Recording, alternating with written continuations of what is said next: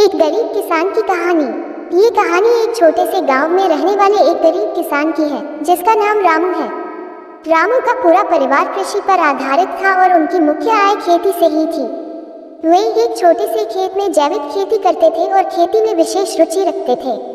रामू की कहानी उस समय से है जब उनके पास बहुत ही कम सामग्री थी, लेकिन उनकी मेहनत और प्रतिभा की वजह से उन्हें किसानी में सफलता मिलनी शुरू हो गई।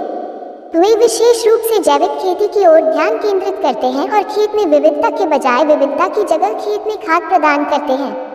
अपनी मेहनत और काम से रामू की खेती धीरे धीरे फलने लगी। उनके निर्माण की क्षमता में भी वृद्धि हुई। वे होने लगे अपनी हवेली को स्थानीय बाजारों में और इससे उनकी आर्थिक स्थिति में सुधार आया। रामू की सफलता उनके परिश्रम, संघर्ष और धैर्य की कहानी है।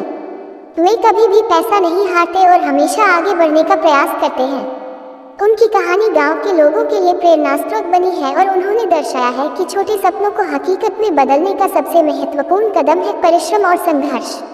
इस कहानी से हमें ये सिखाने का अर्थ है कि सफलता पाने के लिए साहस और परिश्रम अत्यंत महत्वपूर्ण है, चाहे आप किसी भी क्षेत्र में हों।